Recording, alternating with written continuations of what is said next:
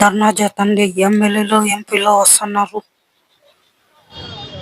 భారతదేశంలో ఇంత పెద్ద దేశానికి తన జీవితాన్ని కూడా త్యాగం చేస్తూ ఒక రాజ్యాంగాన్ని నిర్మించి భారతదేశ ప్రజలంతా కూడా సమాజంగా ఉండాలని చెప్పి, దేశ ప్రజలంతా కూడా ఉన్నతంగా ఉండాలని చెప్పి, భారతదేశం ప్రపంచ దేశాల్లో మొదటి స్థానంలో నిలవాలని చెప్పి అహర్నిశలు ప్రయత్నం చేసి అహర్నిశలు ఆయన తన జీవితానంతా కూడా సర్వస్వాన్ని దేశం కోసం, బడుగు బలహీన వర్గాల కోసం, పేదల కోసం, మహిళల కోసం, అణగారిన వర్గాల కోసం పనిచేసినటువంటి మహనీయుడు doctor Babasaheb Ambedkar. Doctor B R Ambedkar ఈ దేశంలో ఒక వర్గానికి, ఒక ప్రాంతానికి సంబంధించిన వ్యక్తి కాదు. ఈ ప్రపంచంలో, ఈ భారతదేశంలో ఉన్నటువంటి అందరికీ కూడా హక్కులు కల్పించినటువంటి మహనీయుడు. అలాంటి మహనీయుడిని అమిత్ షా, కేంద్ర హోంమంత్రి అమిత్ షా మాట్లాడుతూ ఆయన అంబేద్కర్ అంబేద్కర్ అంబేద్కర్ అని పేరు చెప్పే బదులు మీరు ఎవరికైనా దేవుడి పేరు స్మరిస్తే మీకు స్వర్గ ప్రాప్తి కలుగుతుంది అని చెప్పి ఆయన చాలా అవహేళనగా మాట్లాడాడు. నేను చెప్తా ఉన్నా, బహుజన్ సమాజ్ పార్టీ ఆంధ్రప్రదేశ్ రాష్ట్ర శాఖ నుంచి నుంచి నేను ఒకటే చెప్తా ఉన్నా, అమిత్ షా కేంద్ర హోంమంత్రి నీకు ఒకటి చెప్తా ఉన్నా, మీరు గుర్తుపెట్టుకోవాలి, బాబాసాహెబ్ అంబేద్కరే ఈ దేశంలో మా అందరికీ కూడా కనిపించే దేవుడు ఎప్పుడున్నాడో తెలియదు, కానీ మాకు కనిపించే ప్రత్యక్ష దైవం మాత్రం doctor Babasaheb Ambedkar, doctor Babasaheb Ambedkar, doctor Babasaheb Ambedkar ఒక్కడే అని చెప్పి తెలియజేస్తా ఉన్నా. ఈ రోజు మేము సంతోషంగా ఈ దేశంలో చాలా మంది అణగారిన వర్గాలంతా కూడా మంచి బట్ట కట్టుకోగలుగుతున్నారు, తిండిగా తిరగలుగుతున్నారు, 10 మందితో తిరగలుగుతారనే దానికి ఒకే ఒక కారణం doctor B R Ambedkar. Doctor B R Ambedkar వ్యక్తిని ఈ భారతదేశంలో పుట్టకపోతే ఈ దేశంలో ఎన్నో కోట్ల మంది జీవితాలని కనీసం మేము ఊహించుకోలేని పరిస్థితి. డాక్టర్ బిఆర్ అంబేద్కర్ యొక్క త్యాగం, బాబాసాహెబ్ అంబేద్కర్ యొక్క జీవితం అంత గొప్పది. ఆయన మీరు అవహేళన చేసి మాట్లాడుతున్నారు. కాబట్టి నేను ఒకటే చెప్తా ఉన్నా, అమిత్ షా వెంటనే ఆ పదవికి రాజీనామా చేయాలి. ఎందుకు రాజీనామా చేయాలంటే అవహేళనగా మాట్లాడి అమిత్ షా రాజీనామా చేయాలి.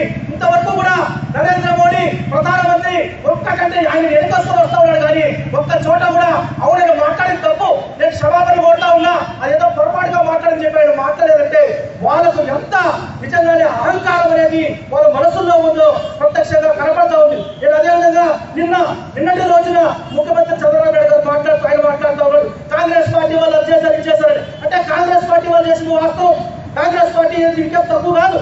కాకపోతే కాంగ్రెస్ పార్టీ చేసిందని చెప్పి మీరు కూడా అదే విధంగా మాట్లాడుతున్నారా? చంద్రబాబు నాయుడు గారు కూడా వాళ్ళ మాటల్లో చిత్తశుద్ధి ఎక్కడ కూడా లేదు.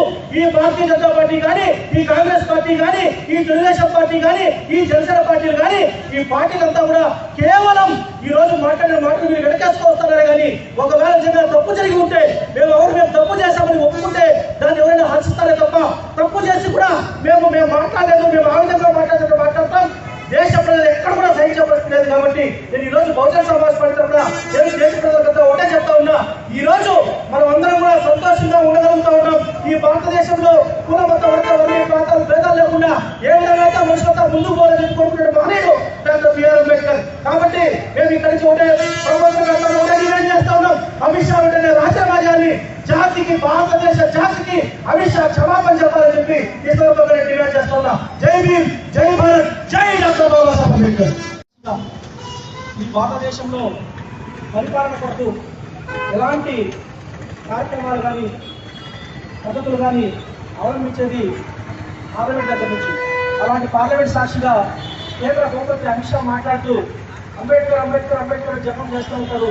అంబేద్కర్ పేరు బదులు ఏదైనా దేవుడి జపం చేసి ఉంటే అందరికీ స్వర్థ పార్టీ కలిగేది అని చెప్పి ఆయన మాట్లాడారు.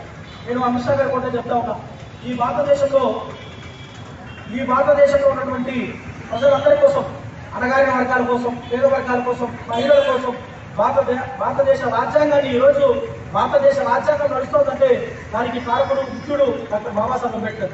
అలాగే డాక్టర్ బాబాసాహెబ్ అంబేద్కర్ని మీరు అవహేళన చేస్తూ పార్లమెంట్లో మాట్లాడడం అంటే నేను అమిత్ షాకు ఒకటే మాట చెప్తా ఉన్నా, నిజంగానే మాకు కనిపించే దేవుడు ఎక్కడున్నారో మాకైతే తెలియదు, కానీ కనిపించే ప్రత్యక్ష దైవం మాత్రం మాకు డాక్టర్ బాబాసాహెబ్ అంబేద్కరే. ఎందుకంటే ఈరోజు తిండి కానీ, కట్టే పట్ట కానీ, మాట్లాడే మాట కానీ సమాజంలో మరి కూడా మనుషులకు చెప్పగలుగుతామంటే దానికి ఒకే ఒక కారణం డాక్టర్ బాబాసాహెబ్ అంబేద్కర్. అలాంటి బాబాసాహెబ్ అంబేద్కర్ మాట్లాడేది మీరు దేవుడు అంటే మేము అంబేద్కర్ చెప్పమే చేస్తాం తప్ప ఏ దేవుడు చెప్పం మేము చేయం. మేము మాకు బాబాసాహెబ్ అంబేద్కర్ ప్రత్యక్ష దైవం. కాబట్టి అమిత్ షా ఏదైతే ఈరోజు చాలా అవహేళనగా బాబాసాహెబ్ అంబేద్కర్ గురించి మాట్లాడాడో అమిత్ షా వెంటనే జాతికి, భారతదేశ జాతికి కూడా క్షమాపణ చెప్పాలి. అదేవిధంగా ఆయన వెంటనే ఈ యొక్క కేంద్ర మంత్రి పదవి నుంచి వక్రఫ్ చేయాలని చెప్పి ప్రధానమంత్రి నరేంద్ర మోడీ గారిని మేము డిమాండ్ చేస్తూ ఉన్నాం. అదేవిధంగా నిన్న చంద్రబాబు నాయుడు మాట్లాడుతూ ఆయన కూడా ఇదే విధంగా వెనకేసుకొచ్చేటట్టు మాట్లాడుతూ ఉన్నాడు. ఆయన తెలుగుదేశం పార్టీ కానీ వాస్తవానికి కాంగ్రెస్ పార్టీ కూడా బాబాసాహెబ్ అంబేద్కర్ చాలా అవమానించింది. బాబాసాహెబ్ అంబేద్కర్ ని ఆయన గెలిచిన చోటు నుంచి గెలిచిన చోటు పాకిస్తాన్ లో వెళ్ళడం చాలా కార్యక్రమాలు చేసింది. కానీ కాంగ్రెస్ పార్టీ కానీ, భారతీయ జనతా పార్టీ కానీ, ఇప్పుడు ఉన్నటువంటి ఏ రాజకీయ పార్టీ అయినా, తెలుగుదేశం పార్టీ కానీ, జనసేన పార్టీ అంతా కూడా, పవన్ కళ్యాణ్ కూడా ఎక్కడ కూడా దీని విషయం ఎక్కడ ఖండించినట్టు వాస్తవాలు ఎక్కడ కనపడం లేదు. బాబాసాహెబ్ అంబేద్కర్ వర్ధంతే జయంతి కూడా అక్కడ మీ పురహారాలు వేసి మేము అంబేద్కర్ వాళ్ళని చెప్పుకోవడం కాదు. బాబాసాహెబ్ అంబేద్కర్ కి ఈ యొక్క భారతదేశ జాతికి ఆయన అనుకుంటే ఆ సిద్ధాంతానికి ఎప్పుడైతే అవమానం జరుగుతుందో దాన్ని మాట్లాడేవాడు మాత్రమే బాబాసాహెబ్ అంబేద్కర్ సిద్ధాంతానికి సంబంధించిన వారసుడు అని చెప్పి తెలియజేస్తూ ఈ వాక్యం ఖండిస్తూ వెంటనే కేంద్ర హోంమంత్రి రాజీనామా చేయాలని చెప్పి జాతికి క్షమాపణ చెప్పాలని చెప్పి బహుజన సమాజ్ పక్షంగా డిమాండ్ చేస్తూ ఉన్నాం.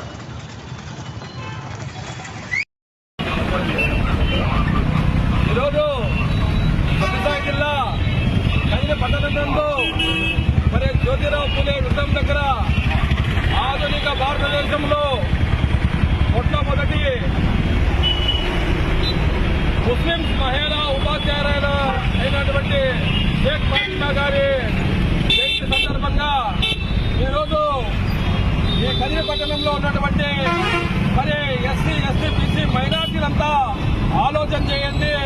ఎందుకంటే మరి 18వ శతాబ్దంలోనే మరి జ్యోతిరావు పూలే గారు, మరి సావిత్రిబాయి పూలే గారు వాళ్ళ బ్రాహ్మణ ఆధిపత్య విధానాలకు వ్యతిరేకంగా మరి చదువు నేర్చుకోవాల స్త్రీలు, మరి ఆడవారు చదువు నేర్చుకుంటే సమాజం బాగుపడుతుందని చెప్పేసి గుర్తించినటువంటి మహనీయుడు మరి జ్యోతిరావు పూలే గారు.